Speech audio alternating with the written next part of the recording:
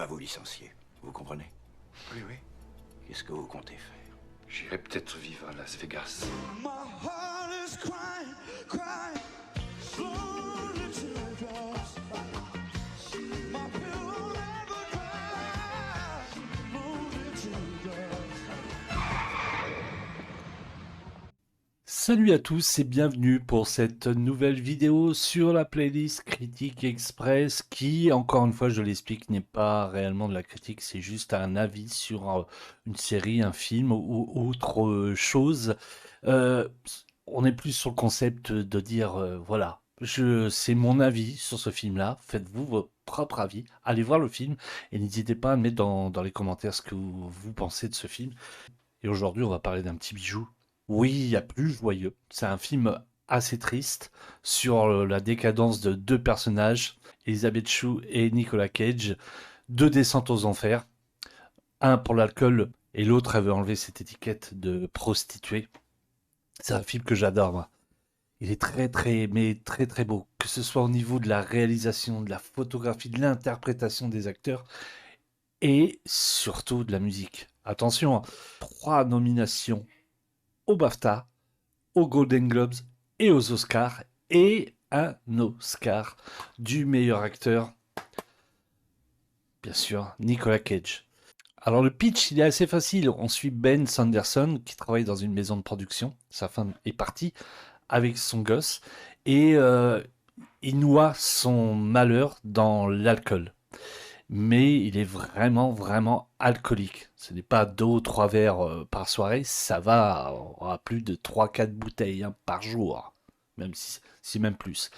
Sa boîte de production le vire et il décide de finir sa vie à Las Vegas. C'est-à-dire que tout souvenir chez lui, il brûle tout et il part à Las Vegas sans papier avec son pactole dû à son licenciement et va décider de se suicider à l'alcool. Mais quand je vous dis suicider à l'alcool, il y a une scène, première scène qui me tue à chaque fois, c'est quand il rentre dans le magasin, une espèce de 7-Eleven, une chose comme ça, petite boutique quoi, avec un caddie.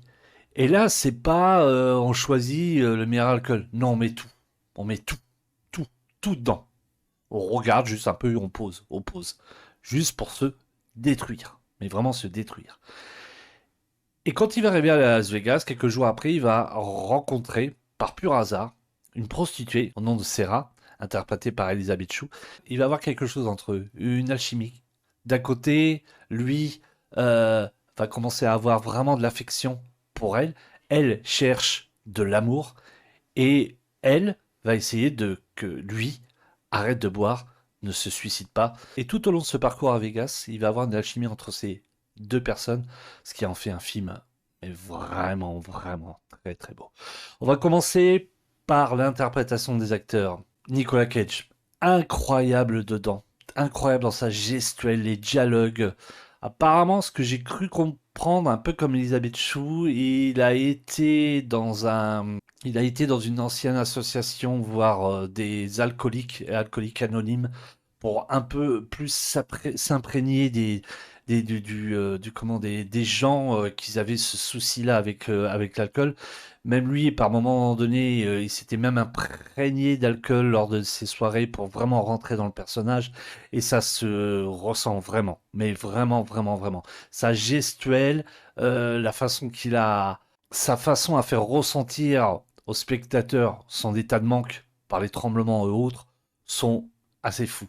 Après, l'Oscar a été donné en 96. Je ne sais pas s'il y avait d'autres plus grands acteurs à côté avec d'autres plus grands films, mais pour moi, là, l'Oscar était mérité parce que c'est vraiment une superbe interprétation de Nicolas Cage. De l'autre côté, on a Elizabeth Shue. Alors, Elizabeth Shue, qu'est-ce qu'elle est craquante dans le film.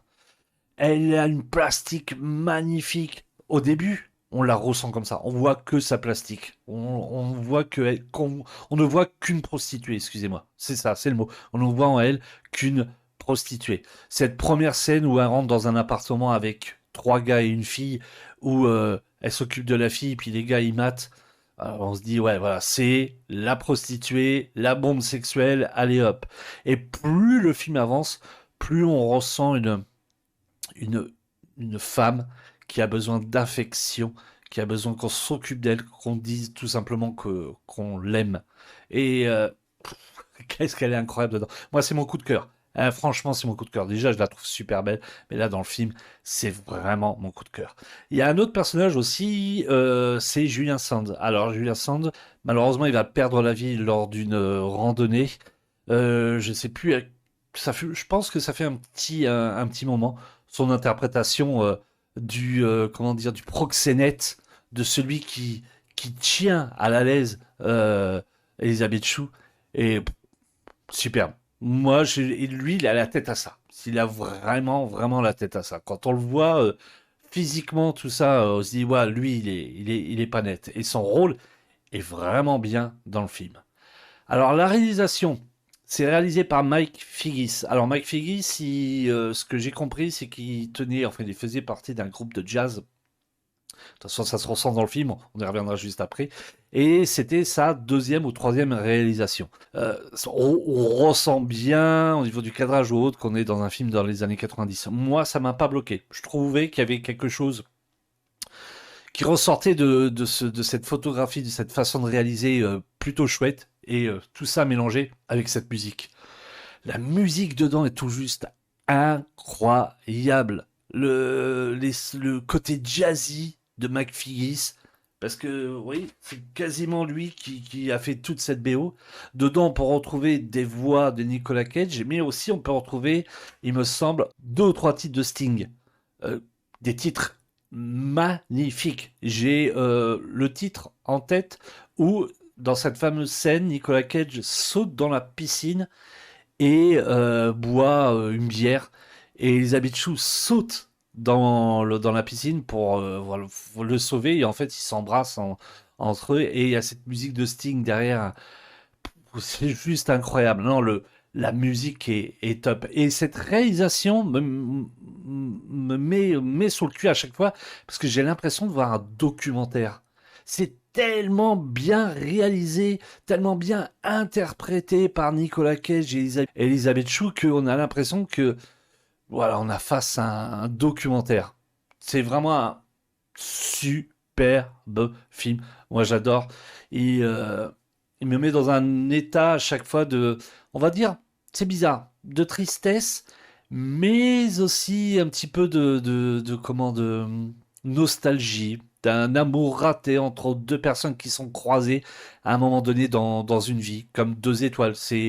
Ouais, j'adore ce film. Alors, moi, j'ai qu'une édition comme ça du Studio Canal. Au moins, il y a un Blu-ray, parce que c'est vrai qu'en France, il y a beaucoup de films qui ne sont pas édités en Blu-ray. Lui, édité en Blu-ray. L'image est plutôt sympathique. Je peux comprendre que certaines personnes n'aiment pas trop. Moi, j'aime bien. Ouais, l'image, je la trouve belle. Elle change, de tout. Le côté Vegas est bien ressorti. Ouais, ça ressort bien la photographie de Vegas. Moi qui a été à Las Vegas, là, le film lui rend vraiment hommage. Hein. C'est vraiment l'endroit pour se saouler, pour la débauche, quoi, en gros. Voilà. Et cette photographie fait bien ressortir la ville et on l'en sent bien sur le Blu-ray. Il y a aussi la bande originale que je vous conseille fortement, qui est très très belle. Il y a 2 ou 3 titres de Sting dedans. C'est très très jazzy, ça va très très bien avec le décor, très très bien avec la photographie, le style de la réalisation, l'interprétation. C'est vraiment un chouette film. Je vous le conseille pour tous ceux qui ne l'ont pas vu. Si vous l'avez vu, n'hésitez pas à le mettre dans les commentaires si vous l'avez apprécié. Pour moi, ça fait partie, vraiment mais vraiment partie de la filmo de Nicolas Cage à voir absolument. Sur ce, je vous dis à très très vite. Portez-vous bien, faites très attention à vous. Ciao, bye.